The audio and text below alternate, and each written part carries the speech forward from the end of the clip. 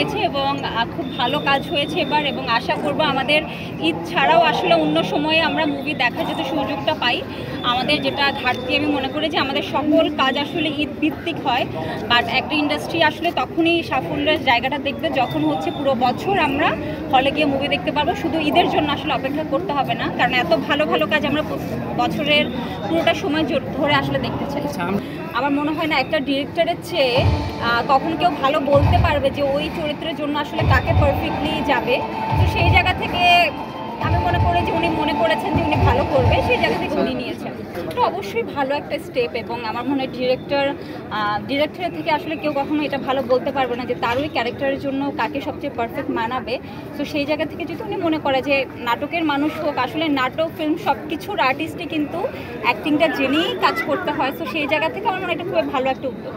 Fitness যেটা বলেন বা হাইটের দিক থেকে হয়তো অ্যাভারেজ মেয়েদের মতো না, বাট একদম বিদেশি মোটেও না, আমি পিওর বাংলাদেশি মেয়ে। কাকে ফলো করেন? আমি অ্যাকচুয়ালি ফলো করি কাউকে এভাবে না, বাট যারা ভালো করছে ইন্ডাস্ট্রিতে তাদেরকে দেখে শেখার চেষ্টা করি, সেটা যেই হোক, সেটা অ্যাক্টিং হোক, সেটা পার্সোনালিটি হোক, সেটা কথা বলা হোক। সো এক একজন থেকে এক একটা জিনিস আসলে শেখার চেষ্টা করি। সো অনেকেই আছে, সবার থাকা তো আসলে কোনো আপনার কোনোবারের খেলায় আসলে কালকে আপনার কাছে কি সালমান মুস্তাফি মোবাইলটা আপনার বারবার সেলিব্রিটি এবং একটা ভালো ফ্যান ফলোয়ার ওনার অবশ্যই আছে, ওনাকে কেন সেলিব্রিটি মনে করবো না, এবং উনি অলওয়েজ ট্রাই করেছে মানুষের হয়ে আসলে কথা বলতে। ঠিক আছে ভাই, সেই জায়গা থেকে আমি মনে করি উনি একজন ভালো মানের ইনফ্লুয়েন্সার বলেন, সেলিব্রিটি বলেন, দুটাই। তাহলে তাকে কেন জানানো হয় না? সেখানকে তাকে জানানো হয়।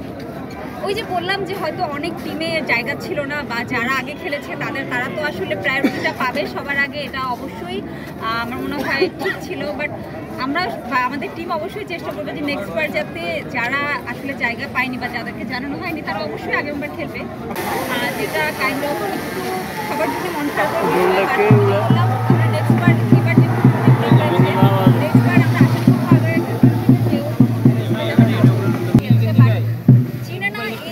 আমি একটা দিক থেকে হয়তো জাস্টিফাই করতে পারি যে একটা ইন্ডাস্ট্রির মানুষ সবাইকে সবার চিনা কখনোই পসিবল না।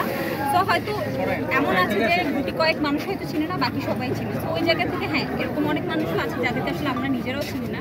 বাট ওই যে বললাম যে কোনো প্রোগ্রাম কিন্তু একদম 100% পারফেক্ট হওয়া পসিবল না। আপনারা যে কমপ্লেনগুলো করছে বা সেলিব্রিটিরা যে কমপ্লেনগুলো করছে সেগুলো ইনশাল্লাহ আমি আশা করবো যে হচ্ছে অর্গানাইজেশন টিমরা মাথায় রেখে নেক্সট বার আয়োজন করবে।